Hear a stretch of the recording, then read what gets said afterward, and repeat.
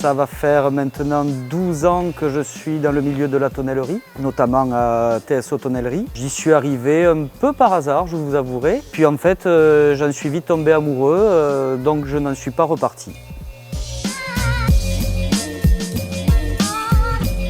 Alors, parcours scolaire basique, je suis parti en section STT à l'époque, je ne sais pas si ça existe encore, si ça me parle encore aux jeunes. C'était donc section des techniques tertiaires. Je vous avouerai que ce n'était pas le grand amour, j'ai toujours voulu faire quelque chose de mes mains. Par la suite, je suis parti dans ce qui était l'aménagement paysager. J'ai passé un diplôme.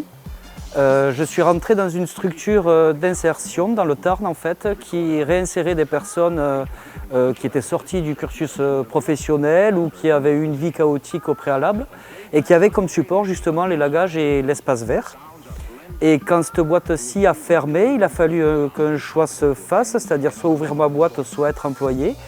Et il s'avère qu'un ancien d'ici, il y avait un remplacement pour maladie, donc ça devait être provisoire.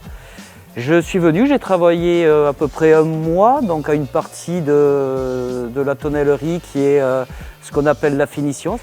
Et en fait, je ne suis jamais parti, j'en suis tombé amoureux, le visuel, l'odeur.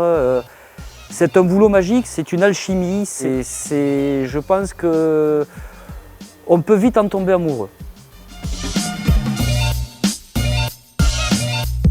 Donc, nous partons d'une matière brute, donc d'un bois brut qui arrive, métré, palettisé. Il y a toute une première partie d'usinage de ce bois qui va constituer et finir en douelles. Les douelles, ce sont les planches qui constituent le tonneau. On les rabote, on les écourte, on les met à la bonne taille, on les jointe. Donc les jointer, ça veut dire qu'une fois jointé, vous regardez de dessus, en fait ça forme comme un trapèze. C'est-à-dire que vous avez une petite base et une grande base. Et ce qui va permettre, mis bout à bout, de pouvoir faire la circonférence. Ensuite, il y a la chauffe. On aime à dire que la chauffe, en fait, on crée l'identité de la barrique, la personnalité, le caractère, puisqu'on a différentes chauffes. Donc soit on peut apporter quelque chose au vin, soit peut-être atténuer certaines choses. On la cintre, donc on donne vraiment une forme de fût proprement dit. Par la suite, il y a tout ce qui est rognage, fonçage. Donc le rognage, c'est qu'on vient usiner cette barrique qui était encore en bois brut. On vient faire un chanfrein, on vient faire un jable, on vient faire un padasse. Ensuite, il y a le fonçage, c'est la mise en place des fonds avec un fond préétabli. C'est-à-dire qu'avec un compas, on gère le diamètre parce que chaque barrique, on essaye de faire en sorte qu'elle soit identique, mais ça peut varier. C'est du bois, c'est vivant, c'est un travail qui est vivant. Donc on fait en sorte de pouvoir avoir un point, comme ce qu'on appelle un point, c'est-à-dire un diamètre pour chaque litrage. Il y a la mise en place de ce fond. Une fois que les deux fonds sont mis de part et d'autre, il y a ce qu'on appelle l'éprouvage, c'est-à-dire qu'on vient tester l'étanchéité de la barrique. Et après, il y a toute la partie ponçage, finition avec cercle de finition.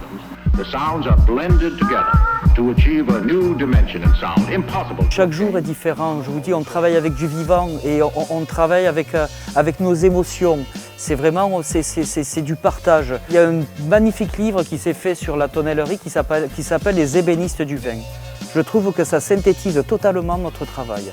C'est-à-dire qu'il y a effectivement cette matière première, mais il y a toute l'énergie que vous pouvez transmettre avec cette magie de l'alchimie entre la chaleur, le feu, l'eau. Ce travail est magique. Les moins, c'est physique. Effectivement, vous rentrez le soir, vous n'allez pas à la salle de sport. Puis c'est tellement contrebalancé par à la fin de la journée, vous voyez un produit abouti que sincèrement, c'est vite oublié. Pour ceux qui aimeraient se lancer ou qui ont la curiosité du métier de tonnelier, je leur dirais n'hésitez pas. N'hésitez pas parce que c'est un boulot qui est vivant, c'est un boulot qui n'est pas forcément dans la récurrence. C'est un boulot où tous les jours vous vous levez le matin et vous allez avoir des odeurs qui sont propres à chaque cuisson et qui sont indéfinissables. Ce serait un peu comme le boulanger qui va sentir ou qui va taper son pain pour savoir si la cuisson est bonne. On en revient un peu à ça, à ce côté chaleureux, c'est une alchimie magnifique et puis c'est un boulot d'émotion. C'est vraiment un boulot d'émotion.